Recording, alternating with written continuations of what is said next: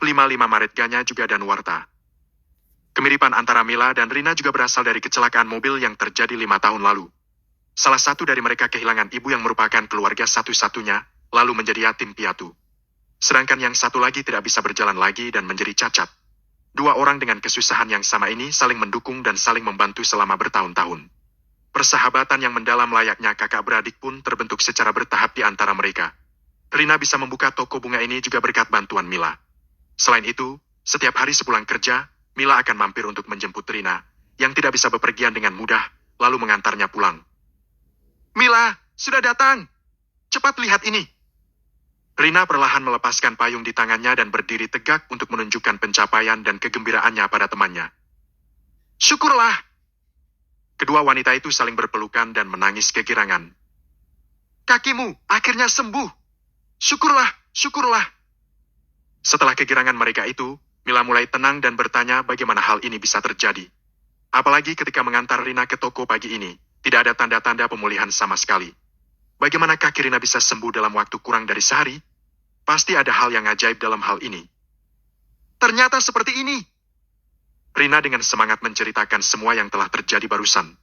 Terutama mengenai perbuatan Aris, bahkan terdengar lebih banyak pujian dan kekaguman yang tidak dapat disembunyikan. Misalkan dari ucapannya jika pria itu bisa mengusir para preman dan membuat kaki Rina bisa bereaksi kembali hanya dalam beberapa menit. Dalam deskripsi Rina, Aris dan Warta seperti seorang dewa yang dikirim dari langit untuk menyelamatkan dirinya. Dia bisa melakukan segalanya. Apa benar ada tabib ilahi yang begitu hebat? Setelah mendengar ini, Mila pun mengungkapkan kekagumannya. Aris dan Warta? Marganya juga dan Warta? Entah kenapa, kemunculan Dirga tidak bisa menahan diri untuk muncul di benak Mila. Hai MPH!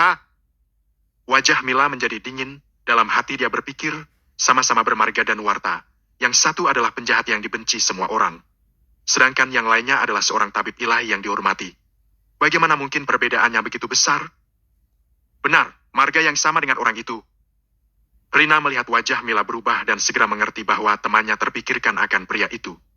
Maka dari itu, dia buru-buru mengubah topik dan berkata, Omong-omong, tabib dan Warta juga meninggalkan resep untuk kumakan dan kupakai selama sebulan. Setelah 1 bulan pengobatan, kakiku akan pulih sepenuhnya. Mila, besok adalah akhir pekan, kamu menemaniku ke apotik untuk membeli obat, ya? Mila kembali tersadar, mengambil resep di atas meja, lalu berteriak. Tulisan tangan yang indah. Resep yang ditulis oleh Dirga menggunakan huruf sambung, dengan penekanan yang tegas dan teramat sangat rapi. Dia menutupi tulisan tangan aslinya untuk menghindari identitasnya terungkap. Guru ke-35 Dirga adalah guru besar pemalsu barang antik. Entah itu memalsukan lukisan terkenal atau kaligrafi orang terkenal. Semuanya mudah ditiru dan bisa membuat orang tidak bisa membedakan yang mana yang asli, yang mana yang palsu. Oleh karena itu, tulisan tangan yang ditinggalkan oleh Dirga seperti sebuah karya seni, dengan keindahan yang luar biasa. Wah, benar juga! Rina melihat lebih dekat dan baru menyadari bahwa resep yang ditinggalkan oleh Dirga ditulis dengan ballpoint. Tetapi, efek tulisannya sama menakjubkannya seperti kaligrafi. Mereka yang tidak tahu akan pikir jika pria itu adalah guru besar kaligrafi. Keterampilan medis yang luar biasa, bagaimana mungkin bisa menulis tulisan seindah ini? Mila makin lama makin penasaran dengan Aris dan Warta ini. Aku penasaran, siapakah Aris dan Warta ini? Orang hebat yang seperti apakah dia? Sayang sekali aku datang agak terlambat, sehingga tidak bisa bertemu dengannya. Rina berkata, aku percaya kalau jodoh, pasti akan bertemu lagi. Ya.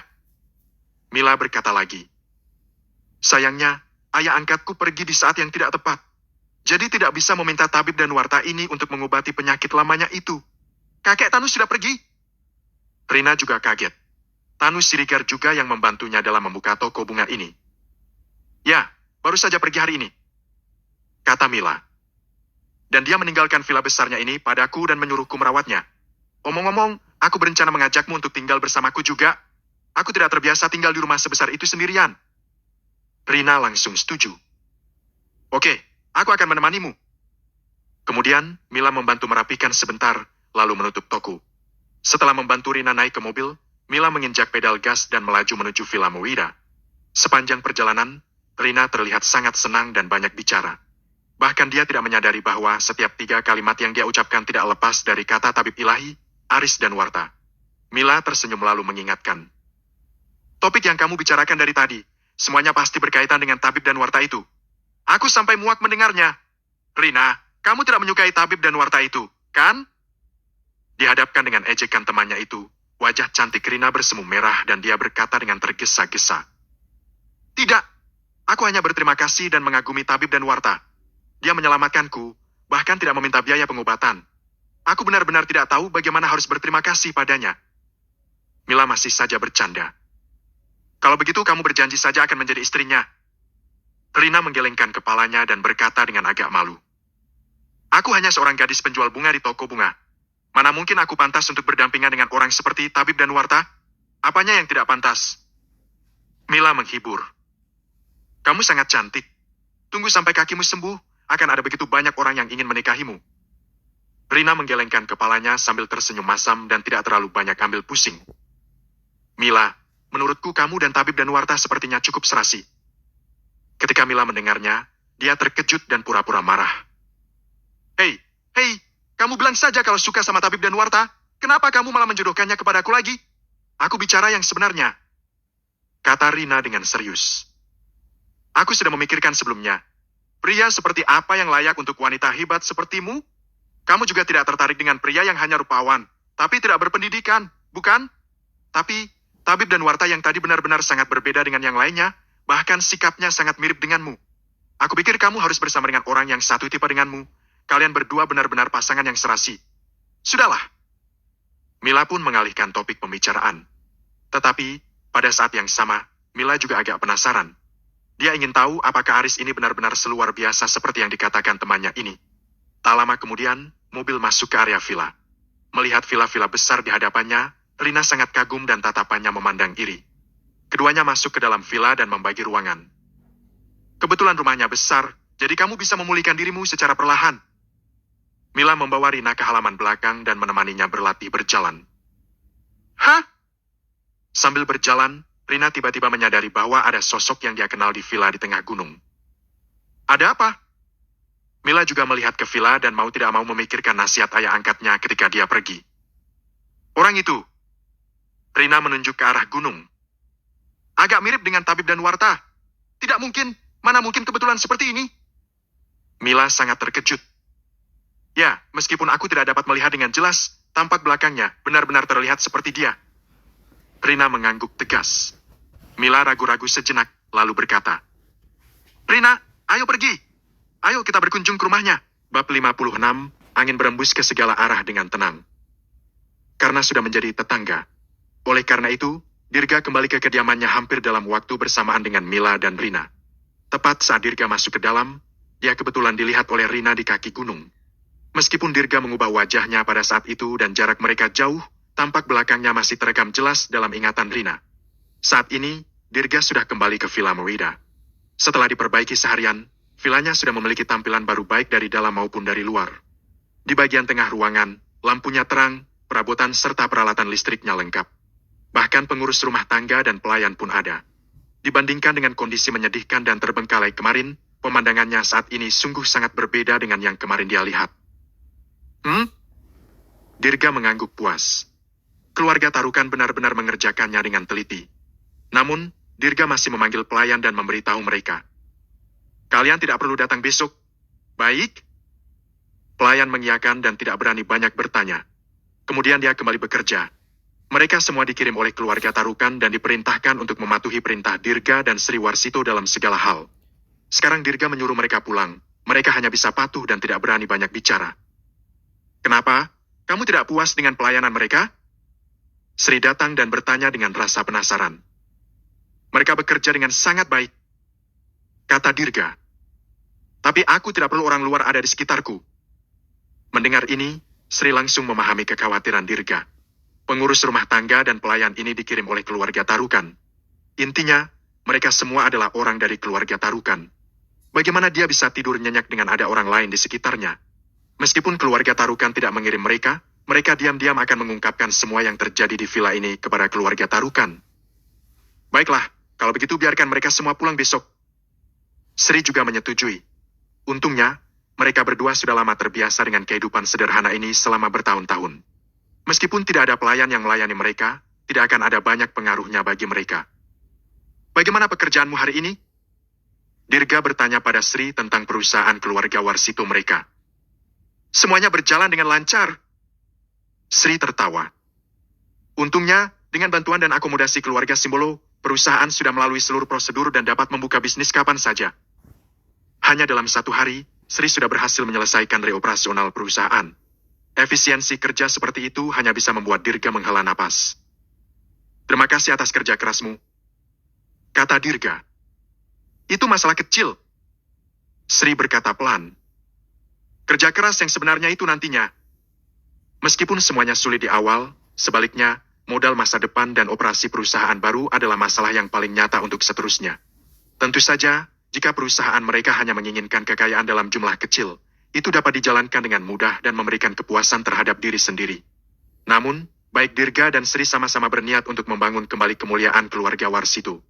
Mereka hanya bisa terus maju ke depan, meski kesulitan dan masalah di depannya akan terus berdatangan layaknya air mengalir. Kamu hanya perlu bertanggung jawab pada operasional harian perusahaan. Dirga memberitahunya supaya tidak khawatir. Serahkan semua masalah lainnya padaku. Bagaimana pengaturan pertemuanku dengan 5 keluarga besar itu? Apa sudah diatur? Sri berkata, aku baru saja mau memberitahumu tentang hal itu. Maruba, Tarukan, Yawara, Nobi, Dali. 5 keluarga besar yang pernah mengikatkan diri pada kita, semuanya sudah memerintah di posisi masing-masing. Mereka juga setuju dan mengatur pertemuan kita besok di gedung Somari milik keluarga Yawara. Dirga mengangguk. Kalau begitu ayo kita temui mereka.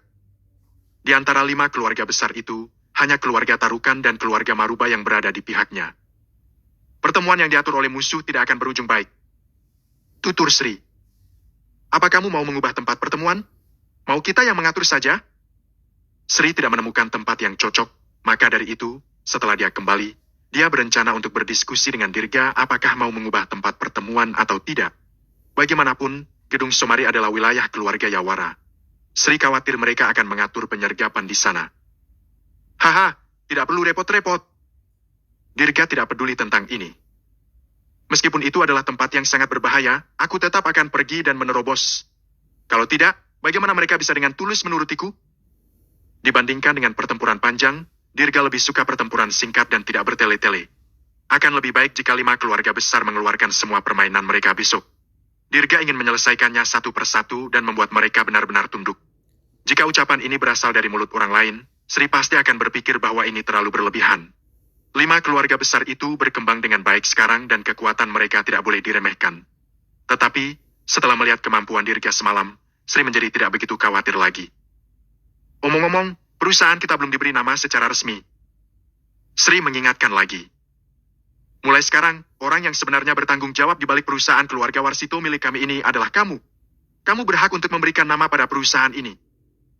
Grup Warsito yang dulu sudah tidak ada, bahkan sudah menjadi tabu dan sudah sangat jarang dibicarakan orang. Sri tidak mau menggunakan nama dulu perusahaan itu lagi. Angin berembus ke segala arah dengan tenang. Dirga berpikir sejenak dan berkata, kita namakan saja grup angin.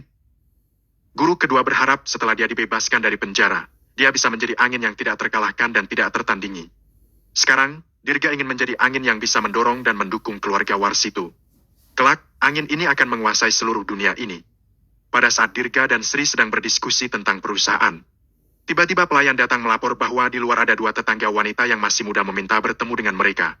Dirga bangkit dan melihatnya. Dia menyadari jika Mila dan Rina yang berdiri di luar. Aneh, kenapa mereka bisa ada di sini? Dirga tidak tahu tujuan mereka berdua datang ke sini, jadi dia langsung meminta pelayan untuk menyuruh mereka pergi dengan sopan. Saat ini, di luar villa, Mila dan Rina ditolak bertamu ke kediamannya. Rina masih tidak mau menyerah dan terus bertanya kepada pelayan rumah. Permisi, apa pemilik baru villa ini bernama Aris dan Warta? Bukan. Pelayan menggelengkan kepalanya. Meskipun tuannya juga bermarga dan Warta, dia belum pernah mendengar nama Aris dan Warta. Rina menghela napas penuh penyesalan. Sepertinya aku salah orang. Mila pun mengangguk. Menurut ayah angkatku, pemilik baru ini memiliki kekuatan yang luar biasa dan tidak berada di bawah ayah angkatku. Kalau sampai tuan dan Warta yang kamu temui itu ternyata si pemilik baru ini, dia akan sangat menakutkan. Tidak hanya ilmu bela dirinya yang tidak kalah dengan ayah angkatku, tetapi dia juga memiliki keterampilan medis yang begitu hebat. Seorang jenius sempurna dengan keterampilan medis yang tak tertandingi seperti ini. biasanya hanya ada di film atau novel saja. Rina hanya bisa menerima kenyataan dan bersenang-senang. Ayo kita pulang dulu. Mila membantu temannya menuruni gunung selangkah demi selangkah.